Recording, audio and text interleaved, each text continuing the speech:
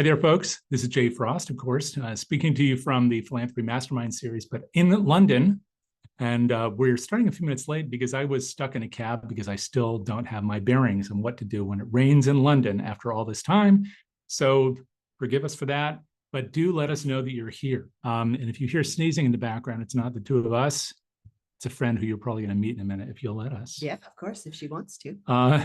And so I'm going to introduce you to our guest in a second, but first I want to welcome you to the party. And if you would, which is being held here at, of course, Dogs Trust. I hope you can see the logo in the background. And we'll learn more about Dogs Trust as well as the subject of today's conversation on regular giving, which is something our guest knows a lot about here and other places. So it'll be exciting to hear about all of that. But you can help to be a part of the conversation by just saying hello, if you would, in the chat. We'll make sure to monitor that as best as we can. And also Jack will be doing that in the background, but I'll keep an eye on it. So please, if you would, just let us know maybe where you're from, your name, where you're from, which part of the world you're in right at the moment. You may be with us here in England, or you may be on the other side of the world. We certainly have both usually in the session. And I can see it right now. So I'm not going to read all the names, but I just want to shout out a few. So Mindy, Jessica, Christy, Nikki, Paige, Ellen, it's great to see all of you and many more, many from throughout the United States, but I'm sure a few across the world. And of course, this is a chance for us to come back in the third year in a row running to a place that's close to my heart, London, even if I don't really understand the traffic patterns, where we can have conversations with people who do really exceptional work, and we don't hear enough of it across on our side of the pond, especially in the area that we're going to discuss today, which is regular giving. It has lots of facets, and we do some of that well, but not as well as we could. And so that's why I'm really happy to meet with you, Kurstin Finch Gnehm, here, who has a very significant post right at Dogs Trust. And first, I'll ask you to just, if you wouldn't mind, introducing what your role is, as well as Dogs Trust, for those who don't know it, although you are global in nature. So. We are global in Yes. nature. First, a quick shout out to the people from Chicago, one of my favorite cities, and where I started my career in nonprofit management. So a special hello to people who are joining us from Chicago. I have kind of a strange title here at Dogs Trust. My title is Group Head of Philanthropy, Corporate Partnerships, and Trusts. Basically, I'm the head of all of the high value fundraising, but this is an unusual role for me. My background has been in regular giving at universities largely, but I'm delighted to be able to talk about what regular giving looks like in the university sector as well as the charity sector, which here in the UK are two kind of we think about those sectors as very different sectors, and they each have strengths and weaknesses. So we can talk about that very soon. Yeah, it'd be great to hear about what those differences are and how different they are from maybe the way we think about in the States, since you know both environments well. Absolutely, delighted to talk about that. You also asked me to talk about Dogs Trust. Yes. So Dogs Trust is a 100-plus-year-old organization started in the late 19th century to support dogs. It changed its name in the early part of the 20th century to Dogs Trust, much easier to pronounce than National Canine Rescue something, which was not a very brandable name. Right now we have 22 rehoming centers across the UK, but we do more than rehoming. We do education, we do emergency, we have programs that help people who are homeless and have dogs, or people who are in a domestic violent situation and refuse to leave because they don't want the dog to get hurt. So we're really a multifaceted organization with several thousand workers across the country. We have a US outpost as well, and we've just merged with WVS Mission Rabies, which means we support rabies eradication around the world. And I know I was going to say, I just saw a video about rabies eradication, which was really fascinating, because that's something that at least I don't hear a lot about. And it's really the forefront of some of your work. It is. It's strange because there is no rabies in the UK. So you don't have to get your dogs vaccinated against rabies in the way that you do in the States. It just doesn't exist here. Of course, it does exist in the US. But most of the damage from rabies is done in Southeast Asia and in Africa, and something in the neighborhood of 59,000 plus people die of it every year. which you don't think about too much if you think about rabies as the thing that you might catch if the raccoon bites you. Right. That's the immediate thought is rats and raccoons. Rats and It's, raccoons. yes, there's a lot more to it than that. And Yes. and when you do those things, of course, you're working with people in other countries, and that's a whole other dimension of complexity. It is. We don't do a lot of regular giving in that area. We are still picking up what that could potentially look like. I can talk a little bit about some of the pilot programs that we're considering Sure. in that sector. And before we move away from kind of the big pillars of all the work you do, another thing that I thought was so interesting, you touched on it briefly, is about domestic violence. Yeah. And once again, there are some videos and other content that you've posted or that your team has posted to the Dogs Trust streams, which is really fascinating because you talk about there anyway, the idea that people will not leave a violent situation. So in other words, they put themselves at peril because they don't want to imperil their animals. Yeah. Can you talk a bit more about how important that is to kind of Dogs Trust as a whole, but also as an issue? And if people understand that, it's sort of like rabies, they may or may not immediately make the connection. Absolutely. What's really interesting, and I worked in domestic violence for a while. What's really interesting about this is one of the indicators of someone who will be abusive to people is someone who's abusive to animals. Mm-hmm. So often that's kind of the first step. So you can see if you were in a home where your partner was very violent and was violent to you, it wouldn't be a large logical step to assume that if you left, they would take out that anger and that violence on another creature in the house. So you stay as a barrier, which is not good for you. It's not good for your animal. It's a really dangerous situation, and we know that happens because we hear about it over and over again from the people that we support. So the program is called Freedom. It's been running for 20 years now. So we're very excited about, we're at the 20th anniversary. What we do is, if you are in a situation like that, we will take your dog. We will rehome your dog with a foster carer, one of our very highly trained foster carers. The dog will stay with the foster carer for as long as you need them to. And then once you're in a safe situation, we bring the dog back. So you have a chance to get out of the home that you're in, get whatever support you need to get yourself into a safe environment, and then we bring your dog back. And sometimes that takes a few months. Sometimes it takes, I know it's taken up to 2 years in at least one case, because one of the fosterers worked here at Dogs Trust. It is incredibly meaningful.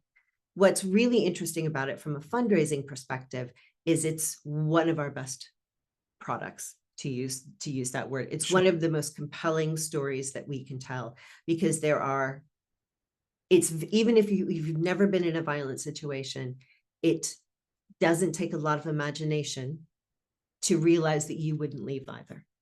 Right. It's very easy to put yourself in that situation. And so from a high value giving level, it's very compelling. But from a regular giving, or here we call it individual giving, from an individual giving level, it's also very compelling. It's interesting as you talk about all this, it strikes me that, and people who are joining us may or may not be aware of this, but there's a pretty great social safety net in the UK. It's not what it always was. I know debate about that with NHS and other things, but there is one that doesn't compare to the United States. But when it comes to animals, clearly they seem to fall through in the same way the United States. There's no social security for animals, so or the equivalent. So it seems like Dogs Trust must occupy kind of a special place in ensuring that this piece of the population of Britain doesn't fall through the cracks. No, that's very true. I think we are unique in that, although there are other animal welfare charities, of course, within the UK, and some focus directly on dogs. The other thing that we do is we advocate for pet-friendly housing. And so that's really important just for your average couple who has a dog and wants to find a place to live in London. But it's also important if you are homeless and you're trying to get into social housing. Right. Most social housing doesn't accept a dog. And we know that in many cases, if you're homeless, your dog is your only friend. And the notion of taking away the last thing you have, is really inhumane.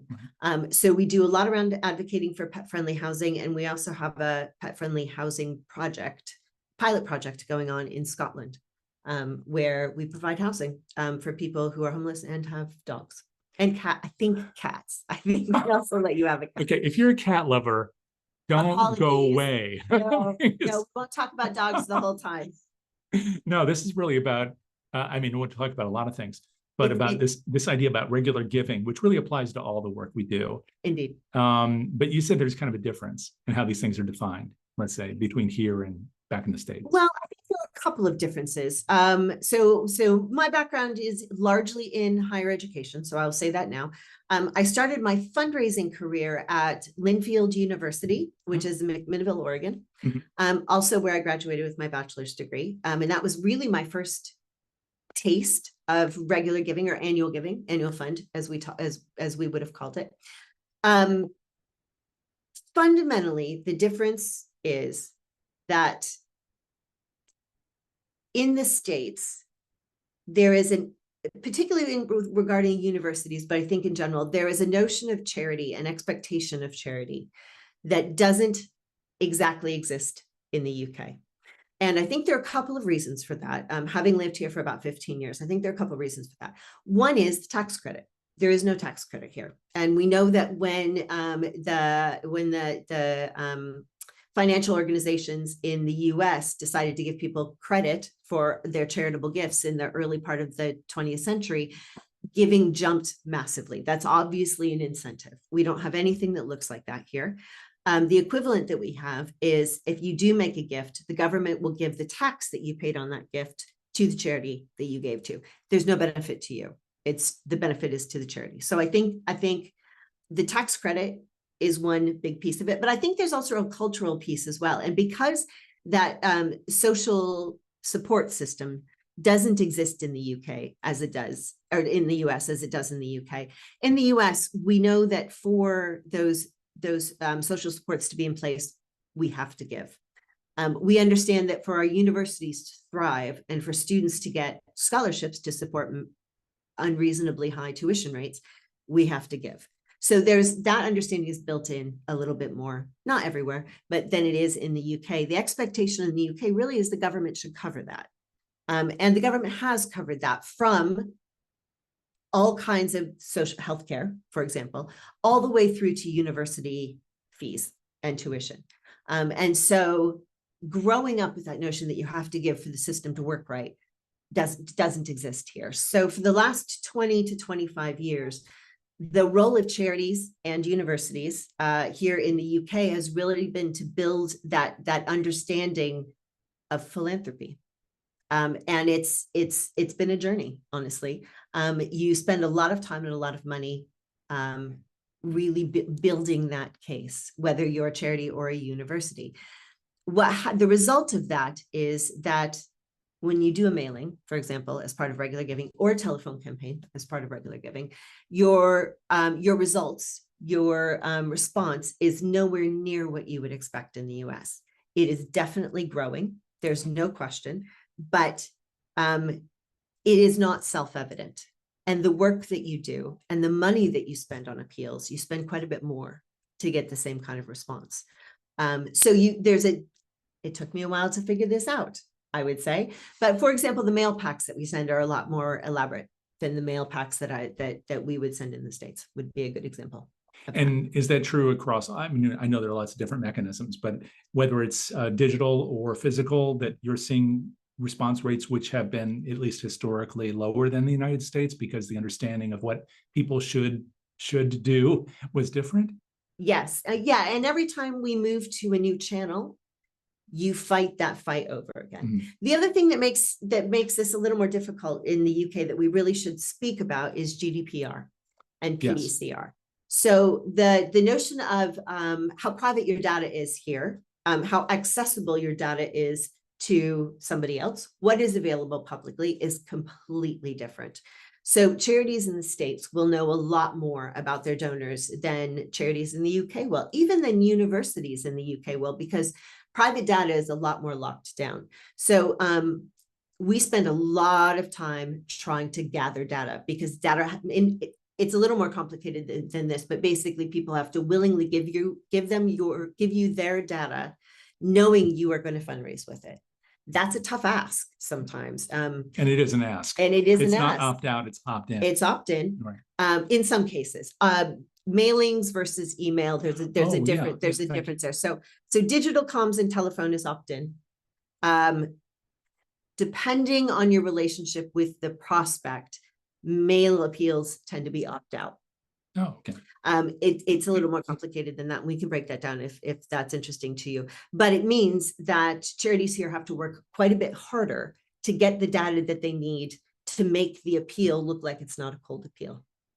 So there are more steps that you need to take that make it a little more difficult, make it a lot more expensive, and reduce your kind of return on investment.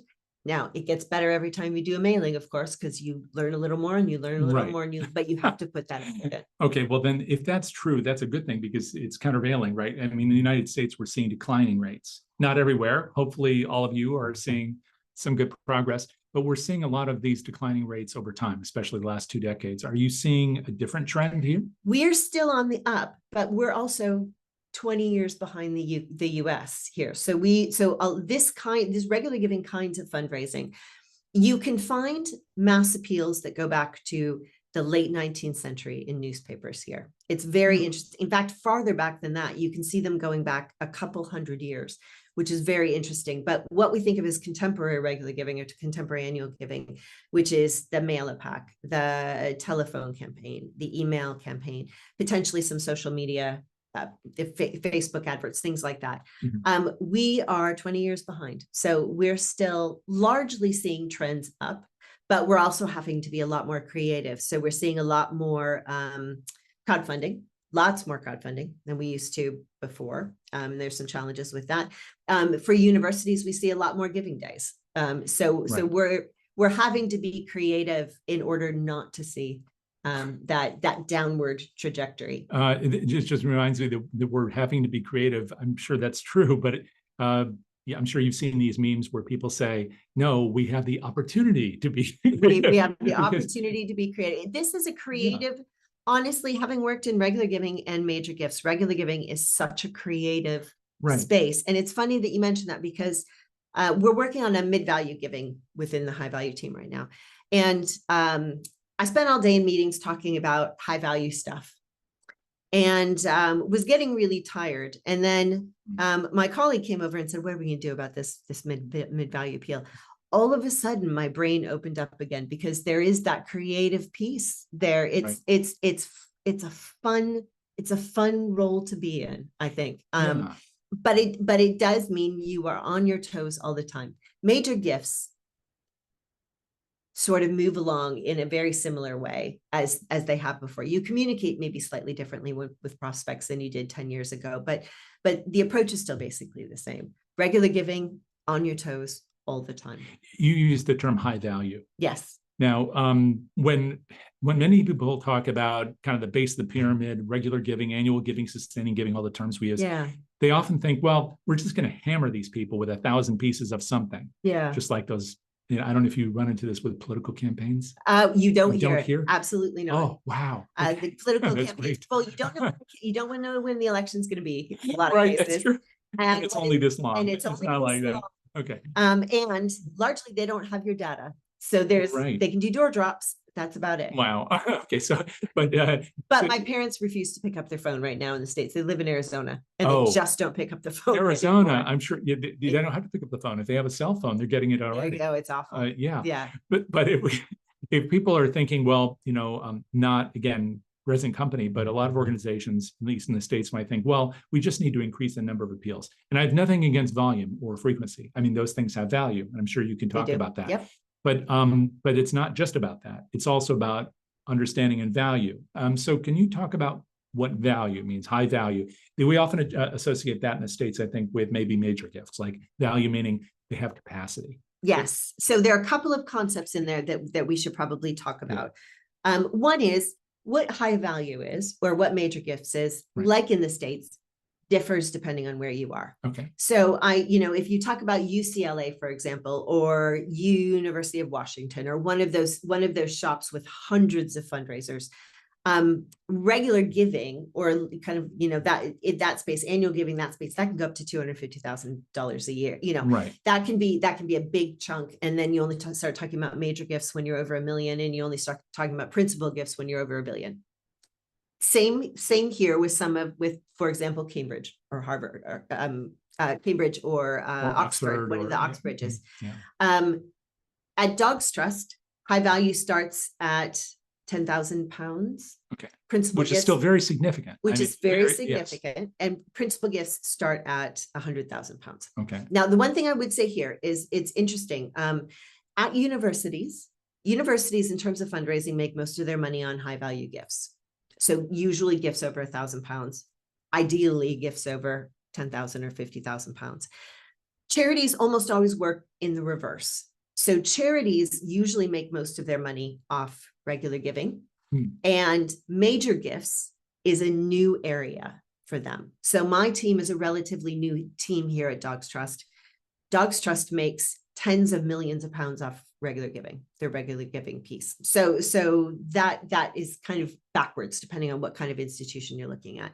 You also talked about the giving pyramid, where annual giving sits at the bottom, and then maybe you have major gifts, and then maybe you have principal gifts, and then legacy gifts at the top.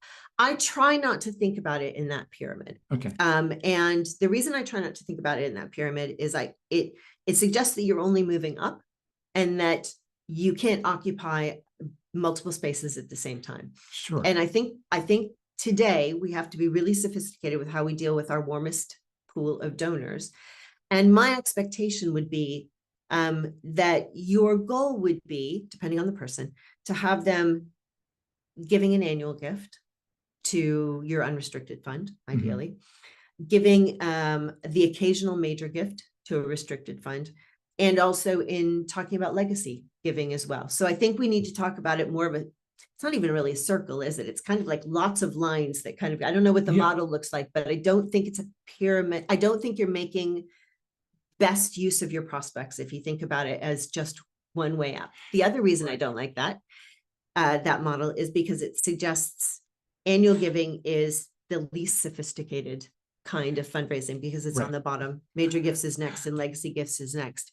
And what often happens here and in the States is that regular giving fundraisers or annual giving fundraisers tend to be the most junior. And the expectation career-wise is that you move from regular giving to major gifts to principal gifts, and maybe you do something in legacies. And I think that's a mistake strategically for organizations. I think regular gifts or annual gifts have multiple roles to play, not just bringing in the small gifts, that we really need to think about. And I think you are getting the least you can out of your annual giving program if everybody in there has 2 years worth of fundraising experience. I think the organizations that have, in the UK, director, which is a fairly senior title, the organizations that have director of annual giving or director of regular giving, I think, are maximizing their prospect pool in a way that the organizations that really think about it at the bottom are not maximizing their gift. Is that generally well accepted, understood, and embraced, the idea that you have director level positions then running the annual regular sustaining giving? It's becoming well understood. With big organizations go first here, just like they do in the States, because they have the resources to trial things. Big organizations, you're starting to see those director level positions. And I think that's really important. And I think it became more important when GDPR came into effect, because all of a sudden you had a lot of data and you didn't know if you could use it. And almost always only through the actions of your regular giving team can that data be freed up to use. So it's really a fundamental piece. You also asked about hammering your annual giving segment. And I think that's an interesting question, because in the UK, whether you're talking about a charity or a university, or I think there is a sense that at some point in time, we all sat down and agreed that we were only going to ask for money once a year. And once you gave once a year, that was it. You were done. You were done. And in most cases, even if you didn't give, we weren't going to ask you again. And so there's that model, which is probably not getting enough out of your pool.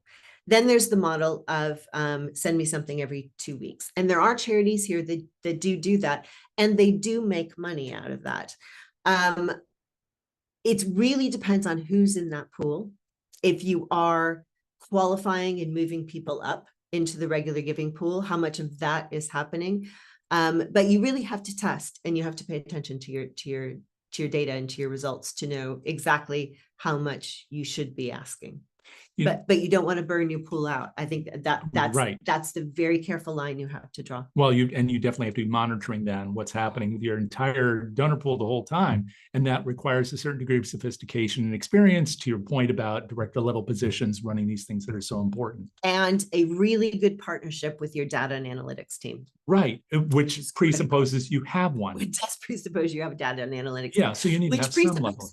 Having a database.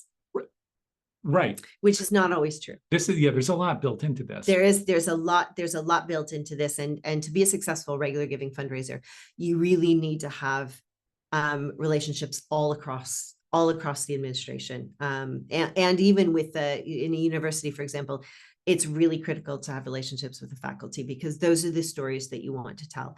At Dogs Trust, it's really important to have good relationships with the canine carers, for example, because those are the stories that you want to tell. And you know, a lot of the things that you just talked about, we've covered little bits and pieces of that, much from a U.S. perspective throughout the series. So if you're interested in some of that content, whether it's GDPR, Adrienne Beeney has done a session on that, or other things we've talked about, you can look for it, of course, by looking in the DonorSearch library of content, which is over under the resources tab. And also at the YouTube channel that DonorSearch moderates. So if you want anything more on that, feel free to reach me anytime, and I'll be happy to direct you to it. I also want to take the audience's temperature on this a little bit. Sure.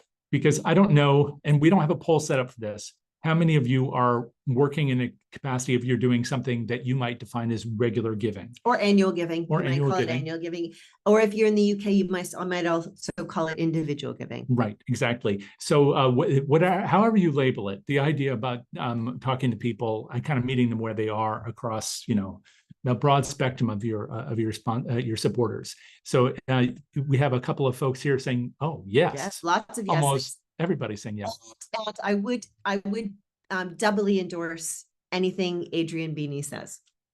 He's fantastic. He's great. He has, I think, fundamentally changed the way we think about data and regular giving here in the UK. He runs a benchmarking survey that is for universities that is incredibly useful. You have to be part of the project to get the results, but it's incredibly useful. And I think the universities that take advantage of that are the ones that raise the most money.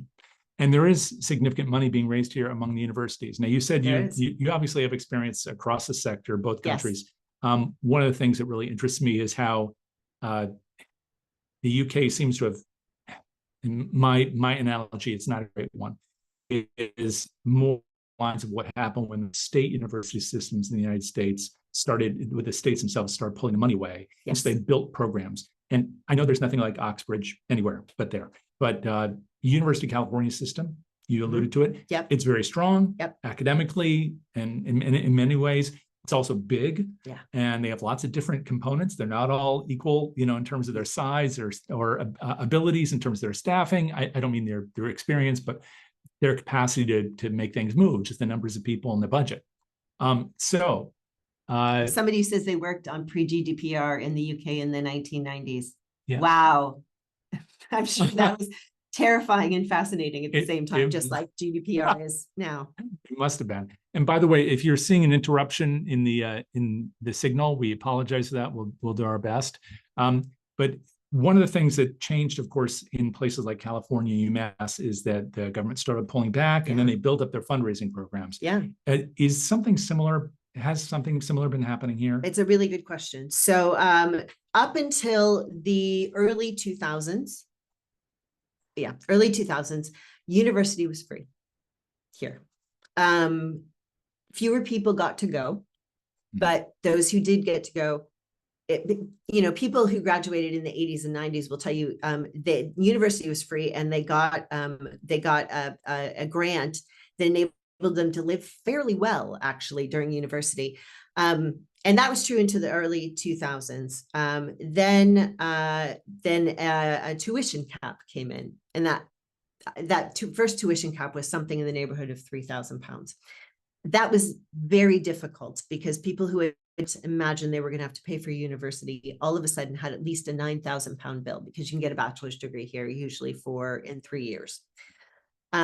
Plus living costs, of course. And it was at that point that universities, you saw the initial stages of fundraising at universities focused largely on scholarships.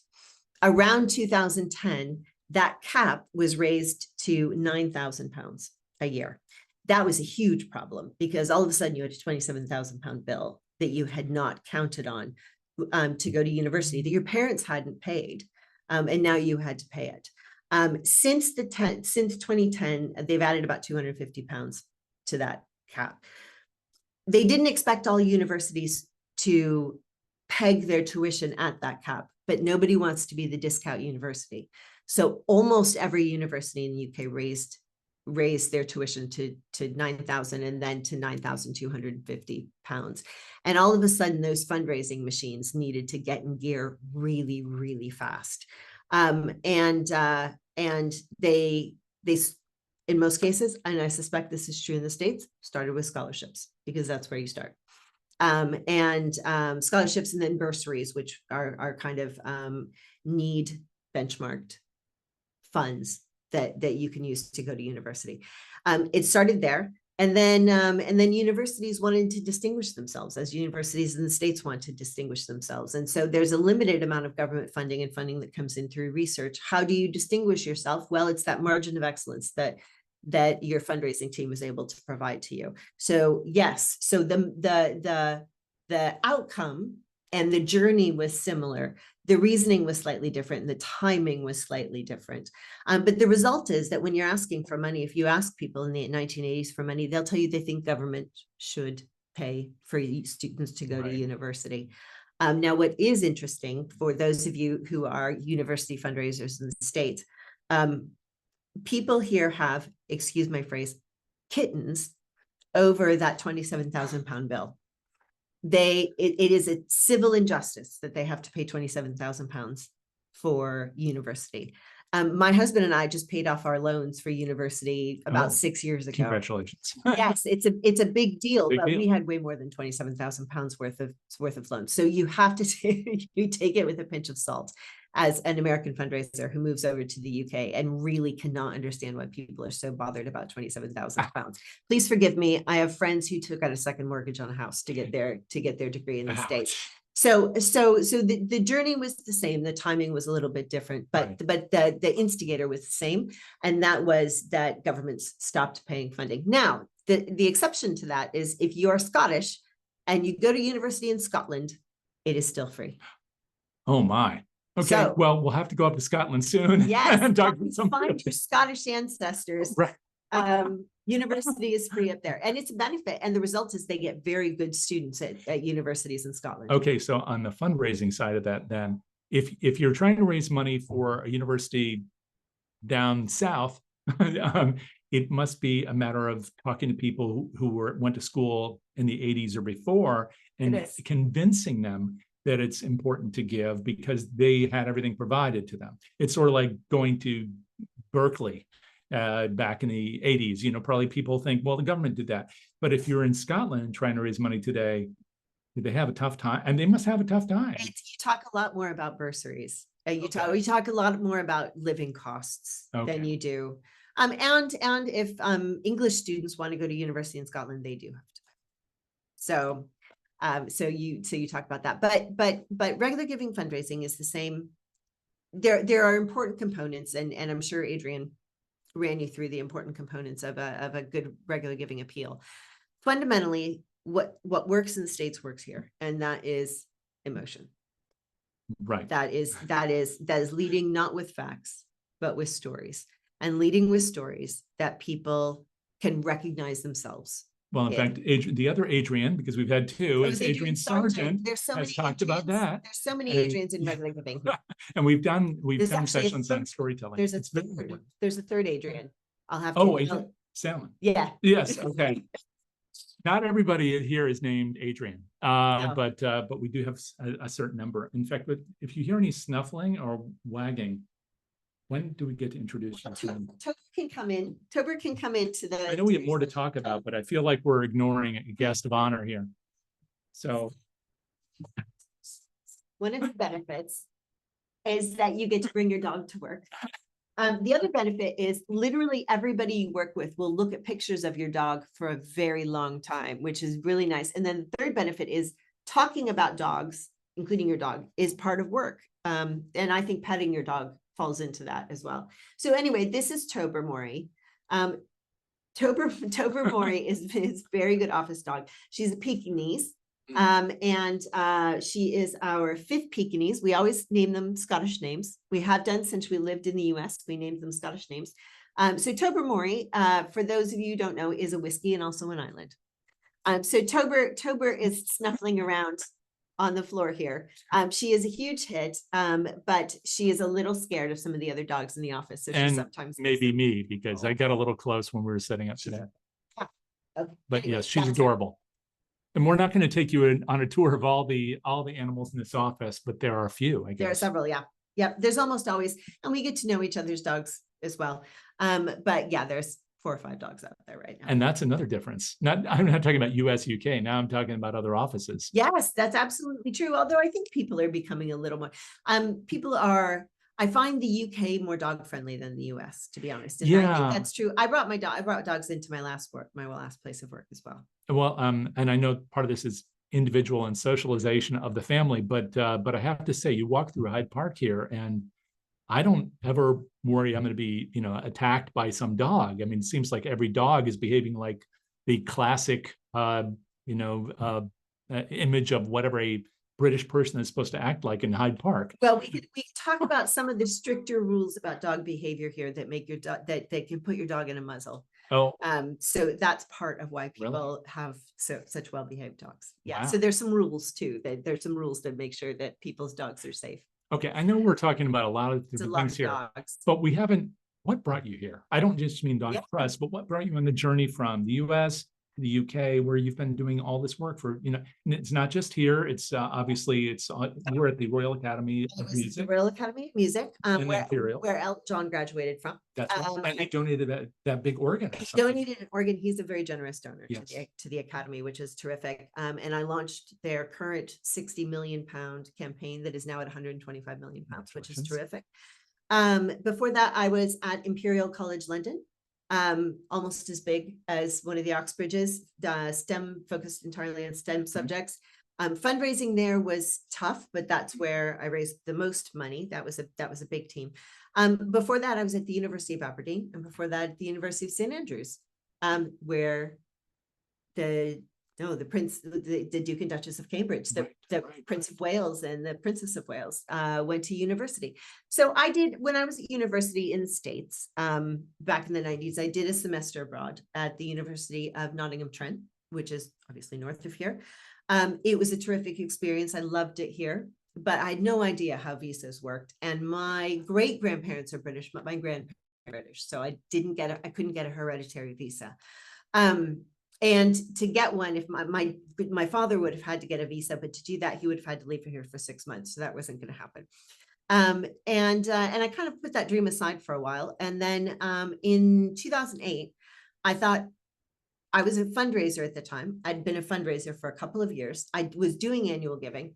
And I thought, what the heck, I'll just start to apply for things. If they don't hire me, they don't hire me. I have a good job at Linfield College, as it was at the time.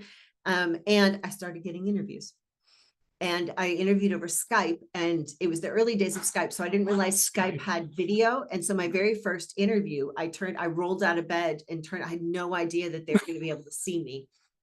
I interviewed at a number of universities, and I was very lucky to get to a second round at St. Andrews. They flew me over. The University of St. Andrews. St. Andrews is a beautiful place on the North Sea.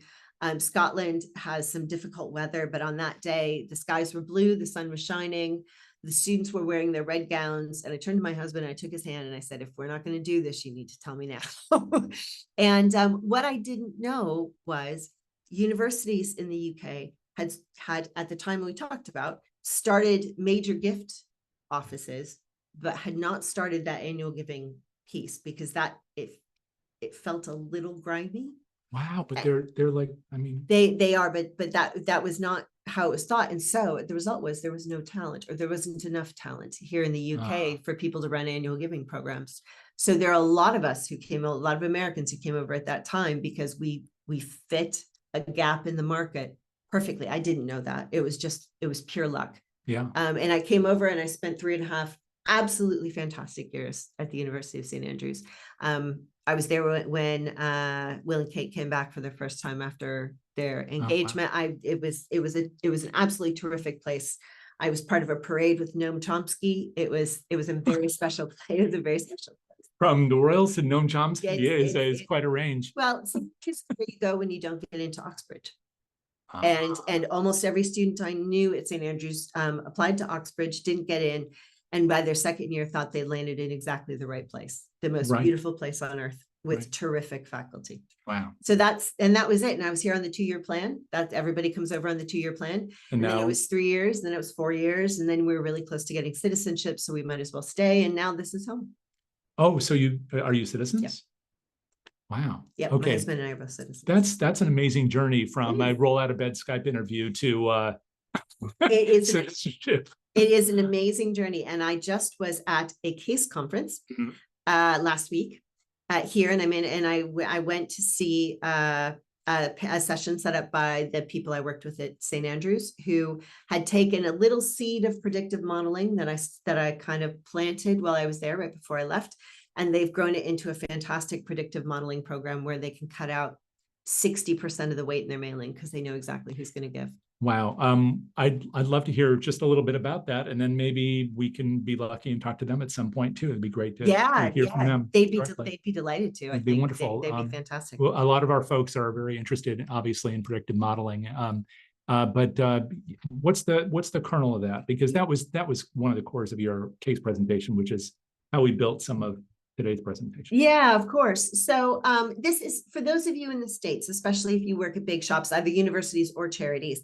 This is going to sound fairly simple, but keep in mind, started this, it was 2013, and we were still in the early days of regular giving here in the UK. But I'd worked with Peter Wiley. Oh, sure. You know Peter Wiley. I'd worked with Peter Wiley in the States to do just a tiny bit of predictive modeling. And it was just as simple as, let's take a look at the people who give and figure out what their characteristics are, and then find more people in the database that look like that. It was lookalikes. It was very, very simple. And that was pre-GDPR. That was pre-GDPR. So if you knew if there was a telephone number, for example, that might be an indicator, it was a good indicator, and you could have a phone number back then. That was it. So it was a good indicator. Interesting. I put that. I left. I assumed they put that down. And in 2017, they picked it up again. They had somebody who was very interested in it in their regular giving position, and they started with very, very simple models that they did in Excel. They moved on to really statistically sophisticated models, but ultimately found out that the simple model, the model that they built in Excel, was close enough to the really complicated one that they could actually just use the one that they built in Excel. And that was the point of their presentation, was that they discovered even if you didn't have money to bring in, it was John Samus who came to the case presentation, but even if you didn't have money to bring somebody in, doing just a simple lookalike model, scoring every piece of data, and then working out your range of scores and which range is likely to give. And what they worked out is, it was a very hockey stick model. They split their database into basically 20 segments, and worked out that they mailed or called or emailed or giving date or whatever, the top 2 segments, they made as much as they made if they messaged or emailed or mailed most of the rest of the database. And you obviously have to do a little exploration. You have to look around your database. So you don't want to cut 18 segments out, but you might cut 12 segments out, vastly increase your ROI, be able to do more appeals or more sophisticated appeals or more customized bespoke appeals, and do much better with the resources that you have.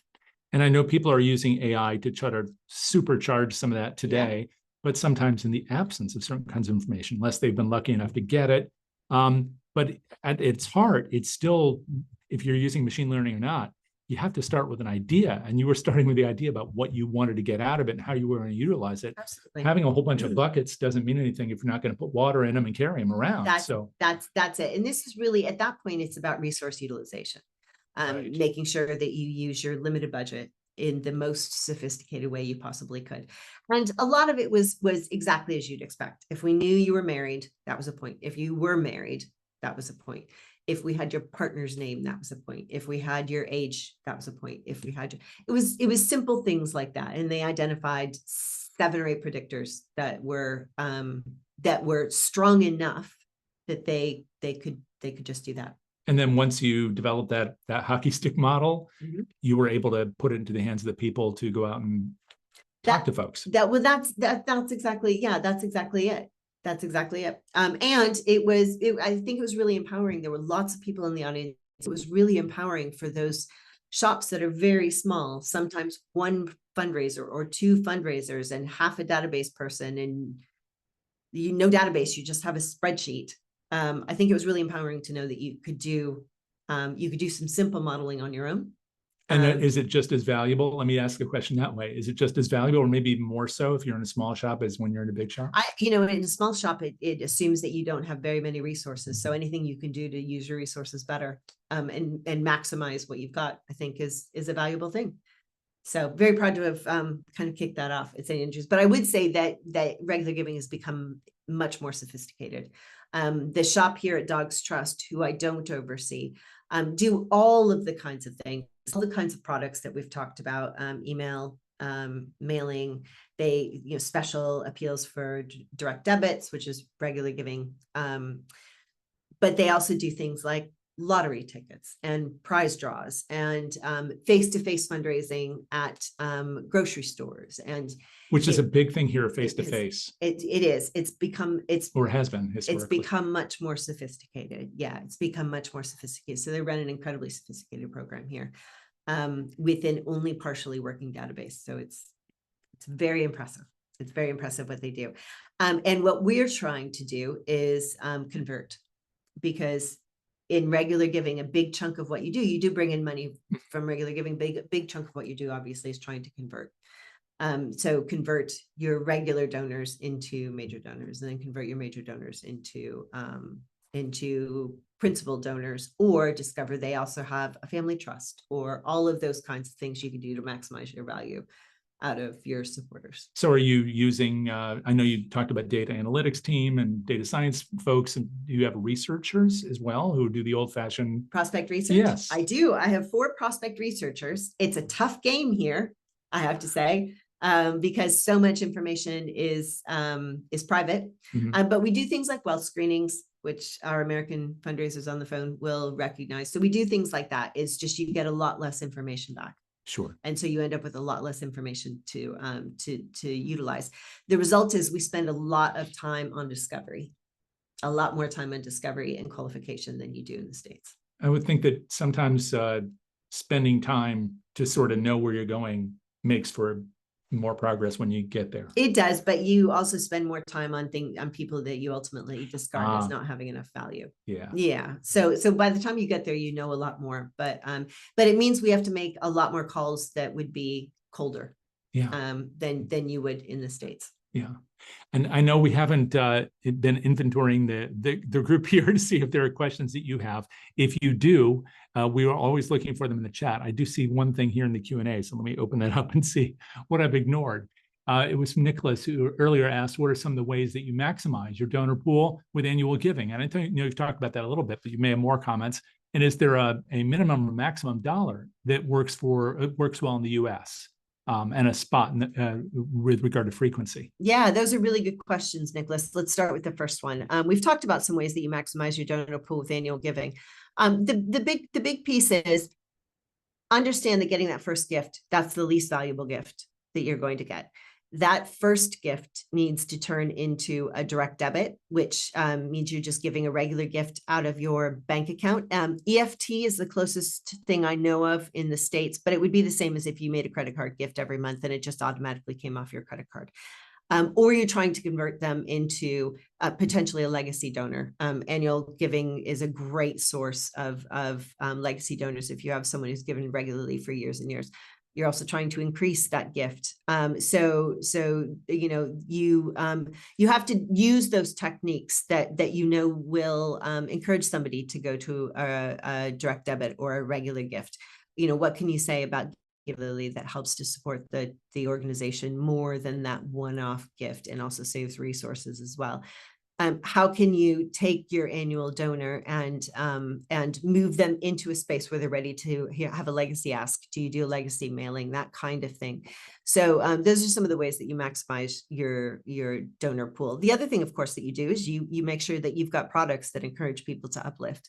So for example, one of the things that has worked best for me is naming, which that's not a new technique. You all know about naming, but one of the things that caused the biggest increase that I've ever seen is the opportunity at St. Andrews to name a flagstone in the 15th century quadrangle. Now that's an unusually good option, but naming is one of the ways that you maximize your donor pool, and the number of people who went from £100 a year to £1,000 was incredible. And then of course you have to sustain that. That's a different challenge. Is there a minimum maximum that works well in the UK? It really depends on your donor pool, and what you know about them, and what they can give. Charities tend to stick with the £3 a month, £2 a month kind of ask. And that works well as a start. You can also text to give, and there are limits on the amount you can text to give here. So that's often a good start. Universities and schools tend not to start at that level. It's just too low. So they tend to start at 20 or 40. It really depends on the amount of money that you need to achieve a reasonable ROI, and the amount of money that you need to reach your goals. So you'll have to test things just like you always test in annual giving. Test different asks on the gift form. Test different orders of asks. Start with 10 and work up to 100. And then on some forms, start with 100 and work down to 10. Work out what works for you. And then is there a sweet spot for the frequency of the ask? Again, it really depends on the organization. And again, it's the kind of thing that you have to test. What charities do is very different from universities. In my work in universities, I would say 4 times a year is a good amount, and you can justify 4 times a year. You've got the beginning of the semester, you've got the end of the semester, Christmas, although our taxes are due at a different time. You've got the beginning of the spring semester, and then you've got the summer where you're going into the autumn, and you want to make sure all the clubs have enough money, for example. So you can justify that in an academic cycle. Charities tend to ask more often, but it depends a lot on what you get a response for and how much money you have. Is there a special time for animal lovers? Oh, that's a good question. We do really well at Christmas here. Yeah. Because in fact, what we do really, really well is we have Amazon gift lists for all of our sponsored dogs. So you can give, if you sponsor a dog here, and if you sponsor a dog, this is a very interesting product. So we call it Sponsor a Dog. We have some dogs that just will never be adopted out.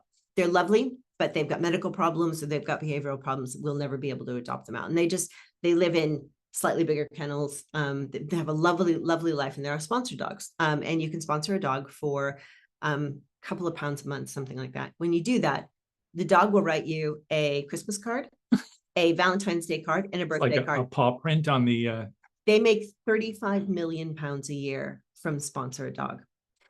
The reason that I think this is, well, first of all, it's genius. It's absolute genius. And the materials that you get from your dog are fantastic. I myself sponsor a dog. I have done for years. And I put my Christmas card for my dog up on my refrigerator every single year I get it. And this is, if I lead with anything besides lead with emotion, it is take a gamble, test the crazy idea. Because at some point in time, someone at Dogs Trust said, I know, let's have the dog write the Christmas card. And somebody said, that's the dumbest idea I've ever heard of. And it is genius. It is the most successful thing they have done here at Dogs Trust. It leads the income generation team. It's absolute genius. There's another old story about a university here that had the founder was a particularly quirky person, and very well known to all the alumni. It was he died hundreds of years ago, but he was very well known, very kind of important to the alumni. That one of the very first regular giving appeals that they did, on the advice of a fundraising consultant, was have this quirky founder write the letter. Again, sounds nuts, made him so much money. So I would say test that creative idea. Don't be afraid to be creative. Don't be afraid to stand out. We're the only charity where the dog writes you a Christmas letter, and I promise you, no one else is having appeal letters written by dead founders. But that's where the money lies, because it's so close to the brand of the organization. So think about your brand, think about what's unique, and test that creative idea, because that can turn into the most amazing success. You are going to have people who say that's a really dumb idea, but if it feels right and you've thought it all the way through, give it a try. And I think you're ready to sign some letters right now. Yeah. So how can people learn more about your work here, Dogs Trust? Support it.